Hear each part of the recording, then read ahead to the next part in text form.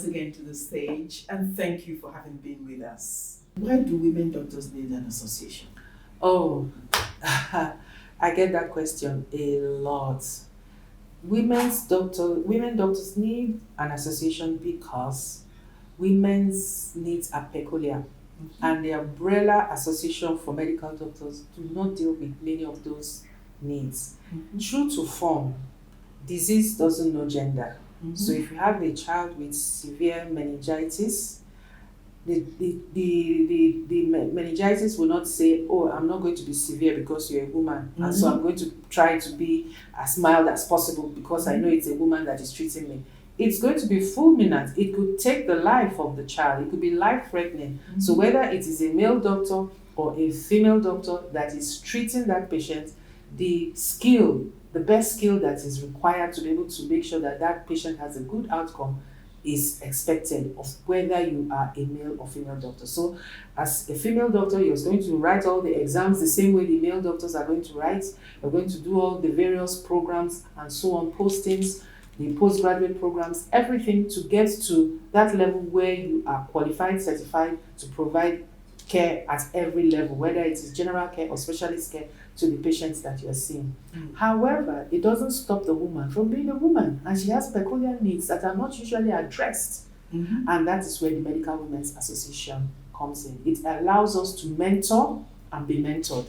Particularly myself, I have been mentored by many medical women that were older than me as I was a young doctor, watching them, seeing how they coped with the challenges, and that inspired me to give me the courage that I could also do it and get to that level. You were one of my mentors too. I looked at what you were doing at the international scene and I said, wow, I would love to do that. And I have been able to do that because Thank you. as national president, I have co-chaired the Congress for the International Association near Eastern African region, which is what you did about 21 years ago.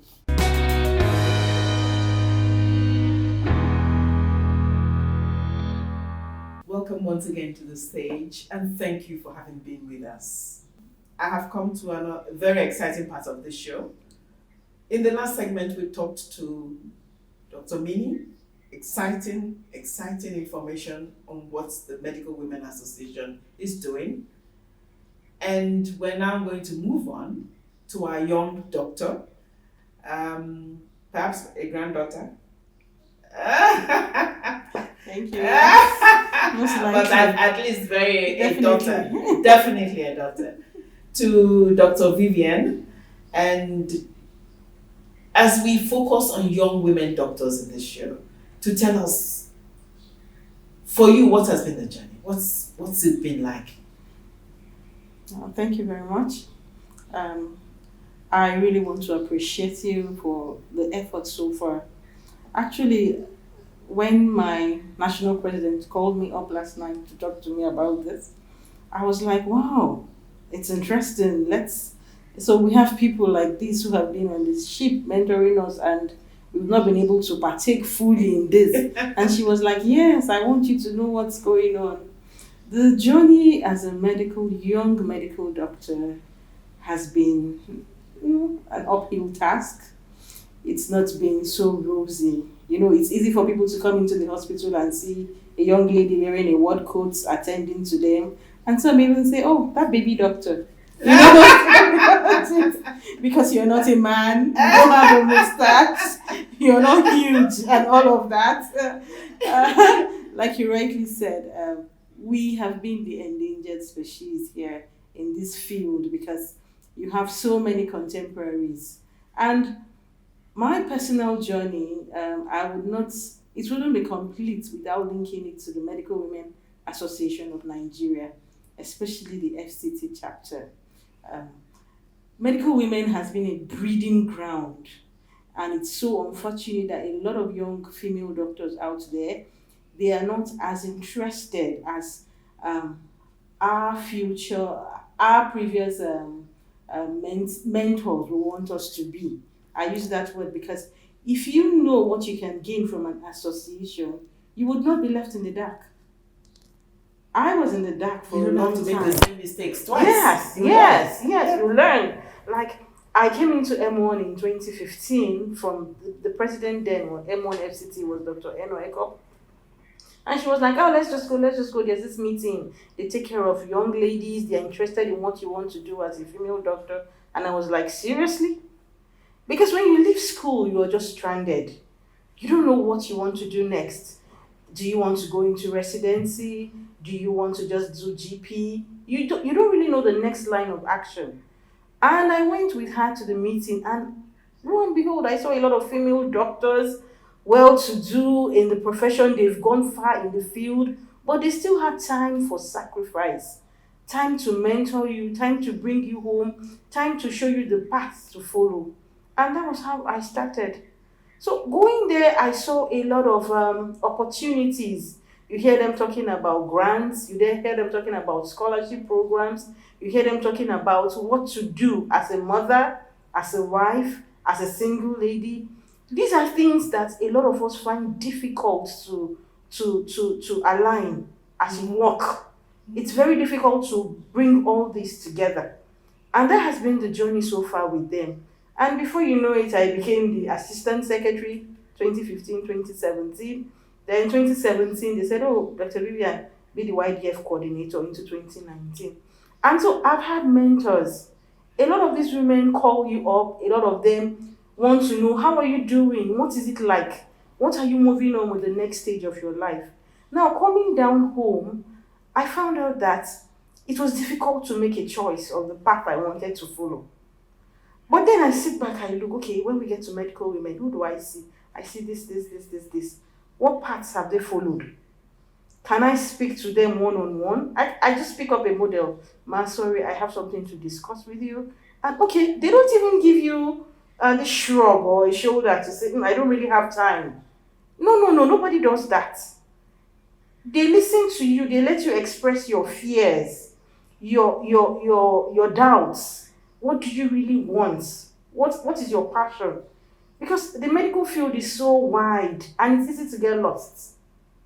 Such that 20 years down the lane, you're looking back and you're like, what have I really achieved? What have I done with my life in 20 years? It's not just about picking up the needle or just going to the hospital with your stethoscope. No. The mantle of medical women healing with the love of a mother, it is so dynamic, it is so forefront in the life of a female doctor. If you don't have it, I am telling you, it's just as another male doctor sitting down there. So you need I hope the male doctors understand. Do you understand? You really need to know what do I want to, because the path you choose goes a long way to influence your life, your family, your husband, and even your family of procreation. It goes a long way. So it's been more of, you need that mentoring has been there for me. I will say that. I owe it up to the Medical Women Association of Nigeria.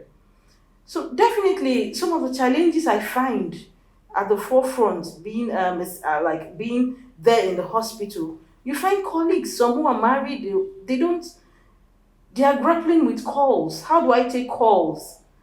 You have kids. You're newly married. You don't know how you're going to take calls. There's no one there to take care of your kids for you. And maybe your partner is no one that understands it. And you find them saying, oh, I don't know what to do. How do I go about this?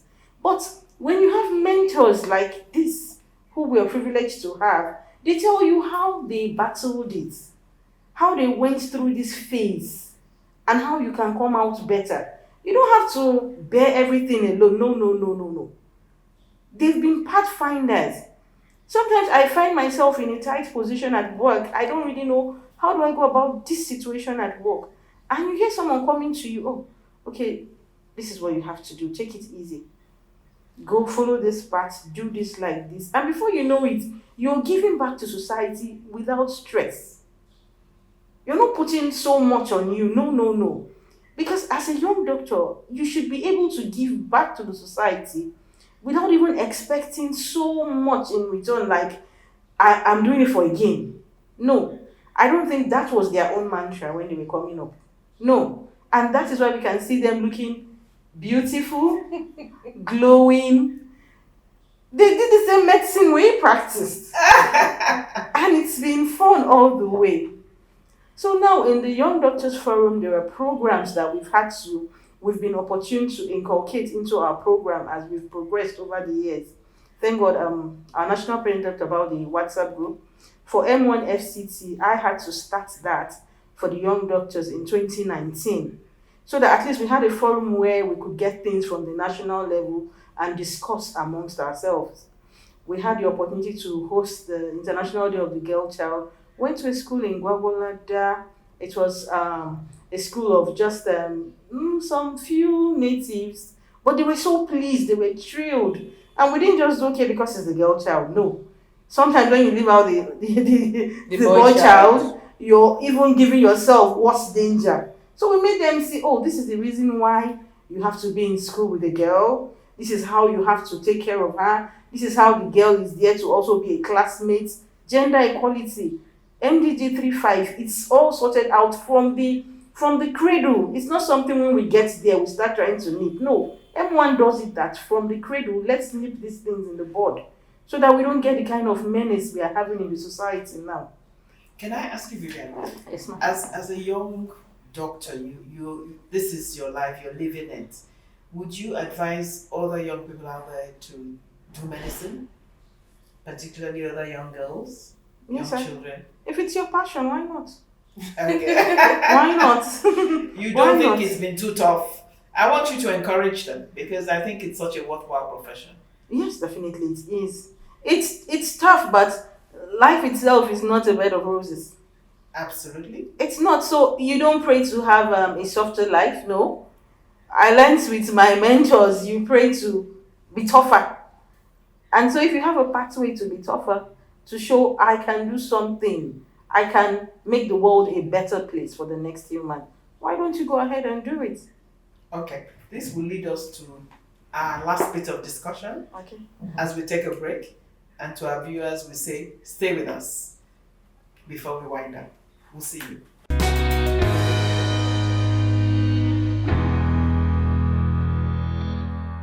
Welcome to our final segment of the Sage. Oh, what a journey it's been. What a ride. Thoroughly enjoyable. You couldn't ask for two more wonderful interviewers to interview. Thank you so much, Dr. Minnie, Dr. Vivian, for having been with us. You're welcome. The show has to end, unfortunately. We could go on talking all day. But with these last few minutes, can I start by asking Minnie? I can call them by their first names. They're my little sisters. They're much younger. What would be the last things you want to share with us, with the audience? Thank you once more. The issue now is I want to let young ladies out there who want to study medicine to know that medicine may be a tough course, but it's a very rewarding course. We've had opportunities to engage young girls in secondary schools, and I actually had a program with some of them to give them tips on what it takes to study medicine. And it encouraged a number of them to know that no matter how hard it is something that they can do. And in order to encourage young doctors to know that you don't have to be an older medical woman before you become active as a medical woman, I actually had a banner which I used during my campaign about Dr. Mininim Oseji as a young doctor. And I featured right from when I finished medical school, all the various activities I did, right, my medical women's activities up till I got to the age of 40.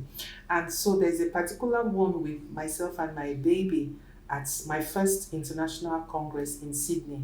My baby was 18 years old. She was still breastfeeding. And I had 18 months. Okay. 18 months old. And I was still breastfeeding. Wow, and you went to Sydney? And I went to Sydney, my first international congress. How old is she today? She's 21 and she's a 500-year medical student. Oh. So what happens now is that when people see that photograph, they know that, oh, I can actually go with my baby to some of these meetings because that's what they're worried about. I can't attend this conference. Who will take care of my baby? So if they see that photograph, it lets them know. And the MWIA has actually put it out as a resolution at our centenary conference in New York that we should make creches available whenever we're organizing conferences. So that it's a baby friendly, mother friendly. Yes, people can come with their babies and that would not be a challenge. And so it is these types of activities that we use to encourage the young doctors, to let them know that you are welcome, no matter what your issues are, there is always a way out so that you can achieve the success. Many of my postgraduate exams, I was either pregnant or breastfeeding. But I know that not all medical women or not all women can do those same things. Some women can combine. But if you find out that your own situation, you can't combine, it's good that you do one first, and that's the one that there's a clock on. And then when the children are older, then you can go back and all that. So I've actually seen a lot of colleagues postpone residency because they feel it's very stressful until the kids are bigger. And that is okay. Residency is the medical for the training, the postgraduate training. So that is okay. Nobody should be judgmental about that. The most important thing is that when you get there, you make a success of it. Thank you. It's wonderful to have caught a glimpse of you as a young doctor yourself. Thank you so much for sharing that. And Vivian, what about you? Well, on this platform, I want to thank in a special way all the mentors, the young doctors, young criminal doctors I've had. I want to say a special thank you to you all, because it's because of people like you that we have hope that is something worth doing and worth doing well in this career path we have chosen. And I would like to appeal to every young girl out there. You have this passion to study this course called medicine. It's not just a profession, it's a vocation. Absolutely. It's a vocation, and you can do it. You can do it. Don't let anybody tell you otherwise. Don't let them say, oh, because of this and that, it's not worth doing. No. You can do what you can to make a positive impact. Even if it's in one life, you would have done so much for humanity. And don't ever let anyone talk you down to make you feel you are not worthy enough. No, you're special, you're worthy, and we're waiting for you to come on board. You won't be stranded. Oh. That is so beautifully said. I am so touched. I am so touched, and I feel privileged to have my two younger sisters with me here on the set today. I proudly admit I've been a doctor myself for 43 years. I was a young doctor many, many years ago, but still a young doctor, and have been through it all myself, having the children, being the wife, doing my very best in the profession. And it's a journey I have never regretted for one day. And so I echo both of you. I echo Vivian's last words and say, it is a calling. It is a noble profession in the noblest sense of that word. And so when you work, you actually give a great deal to our world, to our country. It takes some doing. It's not easy, but it is worth it. You're heroes. Doctors are heroes every day in what they do. Like I had said at the beginning, the pandemic made that more evident. But it is necessary that somebody does that job. So we encourage all young people out there who find themselves with this passion, with this vocation to do jump in. And like the youngest doctor we have on the set here today said, we will be waiting to help you. You will not be alone. Yes. Thank you all. Thank you for Thank having you. us. Thank you. Thank you. For having us. Thank you. See you next week.